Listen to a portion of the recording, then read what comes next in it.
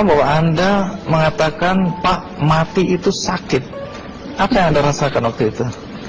Rasa dada sesak, terus sakitnya tuh seperti ditusuk pedang, terus seperti kulit binatang Dikuliti gitu? hidup-hidup. Sakit sekali waktu itu Sakit rasanya? sekali. Terus di dada saya terasa sesak. Setelah itu paman saya mengajar saya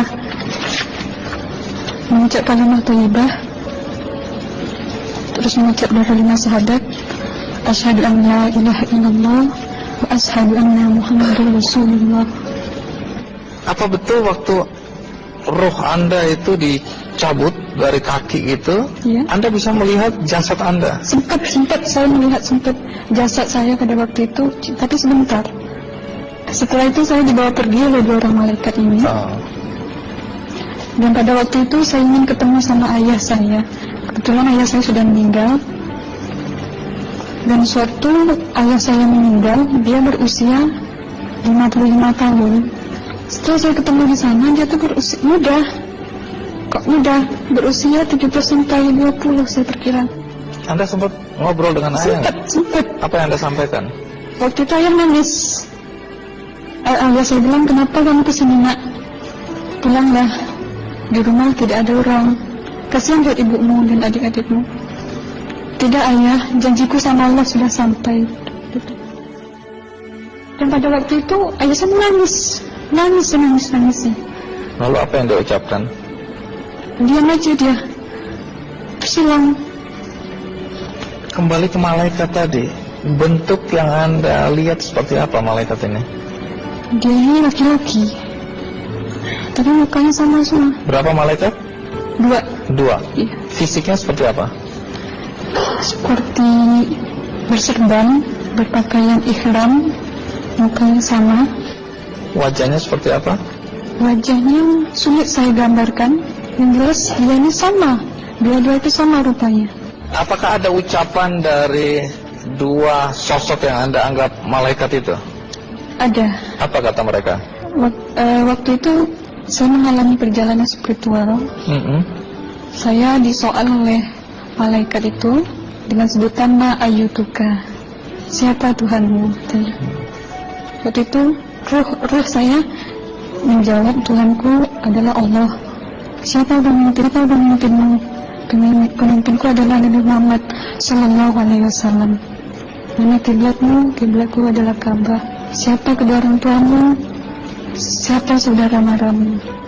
Terus saya diperjalankan. Setelah itu kedua orang malaikat ini memimpin tangan saya, tangan kiri saya, membawa saya ke satu tempat, menduduki saya di sebuah kursi. Pada waktu itu kursinya tuh empuk, mungkin 8 busanya ya, cantik.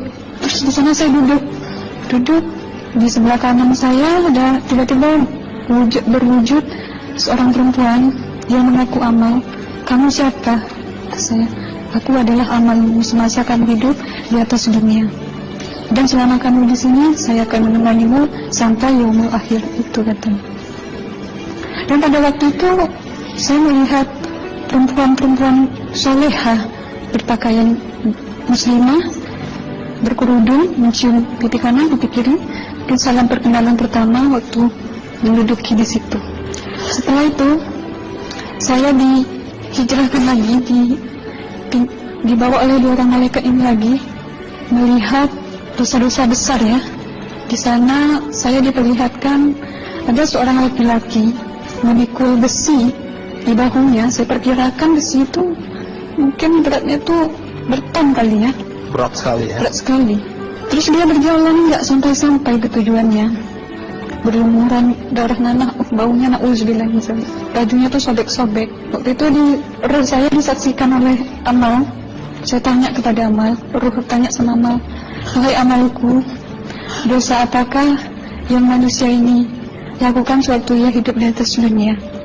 Amal menjawab pada waktu itu, sewaktu manusia ini di atas dunia, dia ini adalah menyantet orang, meneluh orang. sehingga dia berjalan nggak sampai yaumul akhir katanya. Yang kedua, saya melihat ada seorang laki-laki saling bunuh-membunuh. Sebentar kayak gitu lagi. Sewaktu manusia ini hidup di atas dunia, dia adalah seorang pembunuh, hingga dia tidak mau bertanggung jawab terhadap orang yang dibunuhnya. Terus yang ketiga, saya melihat ada seorang laki-laki dihujam kemaluannya pakai besi panas, timah panas itu ya, hingga menembus. Waktu itu roh bilang sama amal, wahai amalku, dosa apakah yang manusia ini hidup di atas dunia? Amal waktu itu menjawab, suatu manusia ini hidup di atas dunia, manusia ini adalah seorang perzina. Setelah itu saya melihat ada seorang laki-laki dihujam kemaluannya pakai besi panas, timah panas itu ya, hingga menembus. Waktu itu roh bilang sama amal, wahai amalku, dosa apakah yang manusia ini hidup di atas dunia?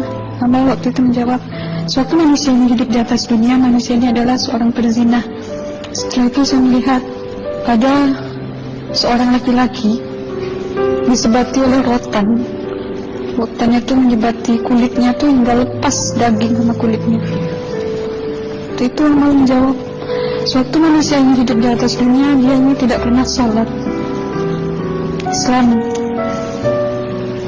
hingga waktu matinya pun dia tidak mengucap 2 kalimat syahadat. Dan pada waktu itu roh sama amal sempat menghafiz Quran pada waktu itu dengan harapan supaya orang manusia yang Allah siksakan ini bisa terampuni dosanya. Jadi masih sempat waktu itu ya? Iya, roh sama amal yang menghafiz Quran, bertahzim, bersalawat, baca ayat 1000 dinar, membaca yasin. Tapi sayang, bahkan tambah banyak Allah tidak mengampuni dosa-dosa mereka sayangnya. Setelah itu akhirnya yang terakhir kali berzikir. Zikir saya pada waktu itu subhanallah walhamdulillah wa la ilaha illallah wallahu akbar la haula wa la quwwata illa billahil aliyyil azim. Sekuat-kuatnya nada saya berteriak, tiba-tiba saya merasakan detik jantung ya. Pada waktu itu mungkin paman saya yang menyaksikan. Itu saya koma. Disitulah saudara Anda kembali ke jasad ya? Iya, benar. Jadi banyak sekali Anda menyaksikan kejadian-kejadian di alam sana ya. Nah, menarik karena waktu kami menghubungin Mbak Aslina, pada dasarnya Mbak Aslina keberatan menceritakan kembali kisahnya. Tapi kalau toh akhirnya Anda mau sampai di sini dan Anda sudah bercerita, apa harapan Anda pada orang-orang yang mendengarkan kisah ini? Ya, harapan saya pertama, ya lebih banyak untuk menyambut puasa ya, lebih banyak mendekat diri aja sama Allah, perbanyakkan amalan soleh, perbanyakkan zikir, perbanyakkan sholawat, baca Quran, dan sebagainya. Itu harapan Anda ya? Iya. Baik, terima kasih Mbak Aslina ya, sudah datang dari Bengkalis untuk menceritakan kisah ini.